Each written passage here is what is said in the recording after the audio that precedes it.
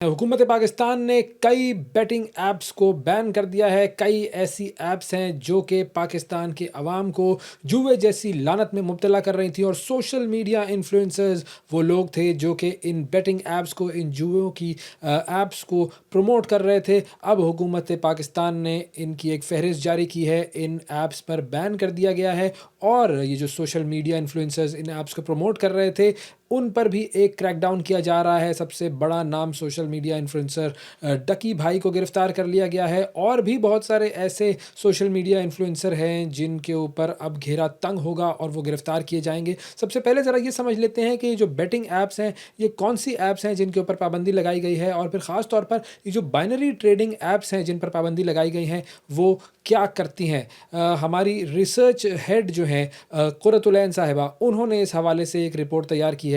आइए देखते हैं। हाल ही में पाकिस्तान के सबसे बड़े यूट्यूबर्स में शुमार होने वाले डकी भाई को गिरफ्तार किया गया है। उन पर इल्ज़ाम था बाइनरी ट्रेडिंग ऐप्स की प्रमोशन का। लेकिन यहाँ सवाल यह है कि ये ट्रेडिंग ऐप्स आखिर हैं क्या? ये दरअसल ऑनलाइन बैटिंग रैकेट्स हैं, यानी इल्लीगल जुआ, जिसे खूबसूरत लफ्ज़ों का लिबादा उड़ाकर इन्वेस्टमेंट के नाम से बेचा जा रहा है। दरअसल ये ऐप्स आपको ये यकीन दिलाती हैं कि आप स्टॉक, सोना या क्रिप्टो में ट्रेडिंग कर रहे हैं, मगर सच ये नहीं है।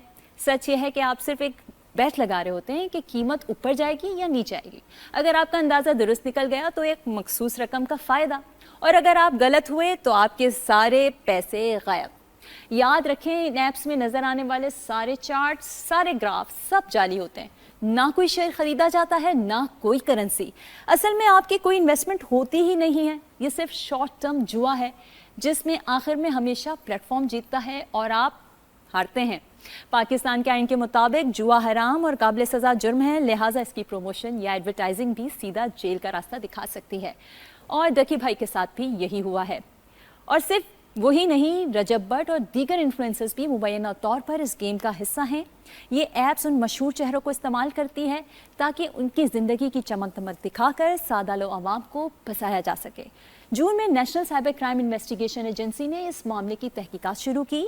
कड़ियाँ जुड़ती गईं और आखिरकार ये जंजीर ढकी भाई तक जा पहुंची, जो इनके हाथों की हथकड़ी बन गई। अभी तफ्तीश जारी है और ये भी मुमकिन है कि कानून नाफिज करने वाले जल्द इन ऐप्स को प्रमोट करने वालों के साथ इन्हें इस्तेमाल करने वालों तक भी जा पहुंचे। हुकूमत पाकिस्तान ने ऐसी 40 ऐप्स की बाकायदा लिस्ट जारी की है जिन्हें गैर कानूनी करार दिया गया है। इनमें 17 बैटिंग्स और गैम्बलिंग ऐप्स शामिल हैं, जिनमें बेसबॉल, घोड़ों की रेस और क्रिकेट मैचेस पर जुआ खेलने के प्लेटफॉर्म्स शामिल हैं, जैसे कि 1x बेट, बेटवे, दाफा बेट और दीगर। 19 फॉरेक्स और बाइनरी ट्रेडिंग ऐप्स को भी बैन किया गया है, जिनमें करेंसी और क्रिप्टो के नाम पर आपसे बड़े प्रॉफिट का वादा तो किया जाता है, मगर बदले में सिर्फ आपकी जेब खाली होती है, और तो और आपका ज़ाती डाटा भी चुरा लिया जाता है। इसके अलावा हुकूमत की जानिब से जारी करदा लिस्ट में 10 खतरनाक ऐप्स का भी जिक्र है जो ऐसी मालूमात तक रसाई रखती हैं जो सिर्फ हुकूमत के पास होनी चाहिए, जैसे SIM owner details, SIM info और सिम डाटा वगैरह। ये सब बताने का मकसद सिर्फ एक है, आपको खबरदार करना। अगली बार जब कोई इन्फ्लुएंसर अपनी लग्जरी कार या खूबसूरत लाइफस्टाइल दिखाकर आपको किसी अनोखे बिजनेस में हाथ डालने का कहे तो ज़रा सोच लें, कहीं आपकी मेहनत की कमाई भी जुआ खाने में ना डूब जाए। और याद रखें, ऐसी ऐप्स का इस्तेमाल या प्रमोशन आपको भी सीधा जेल के सलाखों के पीछे ले जा सकता है। सोशल मीडिया इन्फ्लुएंसर डकी भाई इस वक्त पुलिस की जो कस्टडी है उसमें है, और अब उनका जो केस है वो किस तरीके से आगे बढ़ेगा, इस हवाले से बात करते हैं। हमारे नुमाइंदे तारिक खान साहब हमारे साथ मौजूद हैं। जी तारिक, बताइएगा इस केस की क्या तफसील है। जी वैसे आज अदालत में जो सादुर रहमान उर्फ डक्की भाई हैं उनको पेश किया गया है। उनको 6 रोज़ा जिस्मानी रिमांड के बाद आज अदालत के रूबरू पेश किया गया। जुडिशल मजिस्ट्रेट नईम वट्टू जो हैं उन्होंने उनकी जिस्मानी रिमांड पर जो है वो आज समाअत की है। 6 रोज़ के बाद आज दोबारा से FIA ने उनके जो है मज़ीद जिस्मानी रिमांड की सज़ा की। 24 रोज़ का मज़ीद जिस्मानी रिमांड जो है वो तलब किया गया था, और इस पर अदालत ने दोनों तरफ के दलाइल सुने। जो सादुर रहमान उर्फ डक्की भाई हैं उनके वकील का कहना था, क्योंकि जो मोबाइल फ़ोन है उनका डक्की भाई का, और साथ जो उनका लैपटॉप है वो इस वक्त FIA के हवाले के पास है, और उसमें तमाम चीज़ें जो हैं वो देखी जा सकती हैं। मज़ीद किसी किस्म की रिकवरी जो है वो उसकी ज़रूरत नहीं है, लेकिन इसके बावजूद जो और डिमांड की सदा है वो किसी तौर भी दुरुस्त नहीं है। लिहाजा जो FIA की जानब से मज़ीद 24 रोज़ के जिस्मानी रिमांड की सदा की जा रही है, उससे जो है वो नामंजूर किया जाए और उनको जुडिशल रिमांड पर जेल जो है वो भिजवा दिया जाए। जबकि FIA के मुताबिक एक उन्हें मज़ीद इस हवाले से जो तहकीकात की ज़रूरत है, क्योंकि इसमें देखना यह है कि मज़ीद कितने लोग ऐसे जो हैं वो इन्वॉल्व हैं जो इस ऐप्स की जो जुए के हवाले से ऐप्स हैं उनकी प्रमोशन में जो है वो मुलविस हैं, ताकि उनके खिलाफ भी जो है वो कार्रवाई की जाए। अदालत ने कुछ देर के लिए इसका फैसला जो है महफूज कर लिया था, जिसके बाद दोबारा से फैसला सुनाने के बाद 5 रोज़ के जिस्मानी रिमांड में उनको मज़ीद तोसी करके उनको FIA के हवाले जो है वो कर दिया गया है। उनके पास आज जो ख़ासतौर पर उनके पास जो FIA के मुताबिक केस है उनके हवाले से ये है कि उन्होंने जो जुए की ऐप्स हैं उनको अपने जो उनको सोशल मीडिया अकाउंट है उसके ज़रिए से प्रमोट किया है, और उसमें बहुत सारे लोगों के जो हैं बहुत सारे पैसे जो हैं वो ज़ाया हुए हैं और उनकी कमाई जो है वो उन्होंने लूज़ की है। इसके साथ आज जो FIA के जो FIR है उसमें ये भी बताया गया है कि जो सादुर रहमान उर्फ डक्की भाई हैं वो एक ऐप जो है जुए की उसके वो यहाँ पे कंट्री मैनेजर भी हैं, और उनको यहाँ पे उस हवाले से पैसे भी उनके अकाउंट्स में आए हैं। तो ये तमाम तहकीकात होनी हैं, जिसके बाद आज जो है वो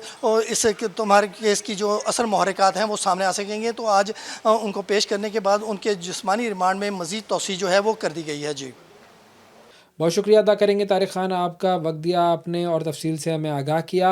आगे बढ़ते हैं नाजरीन, इसी हवाले से मज़ीद बात करेंगे। सोशल मीडिया इन्फ्लुएंसर्स और बैटिंग ऐप्स जो हैं उनका गठजोड़ किस तरीके से काम करता है, इस हवाले से बात करेंगे। हमारे साथ सोशल मीडिया कंटेंट क्रिएटर और social media influencer Daniyal Shaikh मौजूद हैं। आप उनकी वीडियोज़, उनकी पॉडकास्ट देखते हैं, बड़ा ढंग का, बड़ा सुलझा हुआ कॉन्टेंट वो प्रेजेंट करते हैं। उनसे हम इस हवाले से बात करते हैं। अस्सलाम वालेकुम।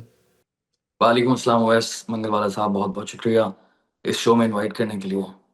धन्यवाद, बहुत शुक्रिया आपका प्रोग्राम के लिए, आपने वक्त निकाला। सबसे पहले मैं चाहूँगा कि अगर आप हमारे नाजरीन को और हमें थोड़ा सा ये समझा सकें, क्योंकि ज़ाहिर है आपको इस चीज़ की मुकम्मल मालूमात है, मुकम्मल तजर्बा है इस चीज़ का। ये हमें समझाएं कि ये जो बेटिंग ऐप्स होती हैं या जो इल्लीगल एक्टिविटी वाली ऐप्स होती हैं, इनका और जो सोशल मीडिया इन्फ्लुएंसर्स हैं उनका गठजोड़ या एक नेगेटिव यूँ कह लीजिए कोलिशन, वो किस तरीके से काम करता है, किस तरीके से लोगों को नुकसान पहुँचाता है, होता क्या है, ये गेम क्या है? अच्छा ओवैस भाई, मैं इसमें एक्सपर्ट नहीं हूँ, ना ही मैंने खुद काम किया है इन ऐप्स के साथ। लेकिन मैं इतना आपको अपने एक्सपीरियंस से बता सकता हूँ कि जितनी भी मुझे आज तक ईमेल्स आई, जितनी भी मुझे कभी फेसबुक पर या इंस्टाग्राम पर डीएम्स में रीच आउट किया, इवन व्हाट्सएप तक पर रीच आउट किया इस तरह की कंपनीज में। शुरू इन्होंने किया था बैटिंग ऐप से, फिर उसके बाद गेमिंग ऐप्स आने लगी। अच्छा, मैं थोड़ा एक्साइटेड हो गया क्योंकि गेमिंग, आपको पता है गेमिंग अच्छी चीज़ होती है और वो बड़ी हर तरह से मेंटल हेल्थ के लिए भी अच्छी होती है। और अगर अच्छा गेम हो तो इट डिपेंड्स, राइट? तो मैंने बोला यार ये तो अच्छा गेम हो सकता है, लेकिन फिर पता ये चला कि उन गेमिंग ऐप्स की जो पीछे है वो सब यही बैटिंग का सिस्टम हुआ करता था। और इसके अलावा अभी तो मैं हैरान इस बात पे हूँ कि जिस तरह का कल्चर चल रहा है और जिस तरह के मैसेजेस हमें आ रहे होते हैं, तो जिस तरह से कसीनो होते हैं तो ऑनलाइन कसीनो तक की हमें ऑफर्स आ रही होती हैं और बैटिंग ऐप्स की ऑफर्स आ रही होती हैं, और इसी तरह से गेमिंग ऐप्स की ऑफर आ रही होती हैं। अच्छा, वो ऑफर किस तरह की होती हैं और ऑफर कितनी बड़ी होती है? वो 15 से 20,000 डॉलर की का कहते हैं कि हम आपको एक पर वीडियो देंगे। अब किसी को 5,000 डॉलर, किसी को 3,000 डॉलर, लेकिन ये हज़ारों डॉलर्स में बात होती है। अगर हम लोग अपने फॉलोअर्स की कंपैरिजन में देखें, तो फॉर एग्ज़ाम्पल अगर मैं किसी ब्रांड से, पाकिस्तानी ब्रांड से 1 लाख रुपए चार्ज कर रहा हूँ और इस तरह का ब्रांड मुझे पाकिस्तानी रुपीज़ में 30 लाख रुपए देने के लिए राज़ी हो और बोले नॉट ओनली वन, हम आपको मल्टीपल वीडियोज़ का कॉन्ट्रैक्ट देंगे, तो सोचने में तो बहुत अच्छा लगता है ना? 20 वीडियोस, 30 वीडियोस सोचने में तो बहुत अच्छा लगता है।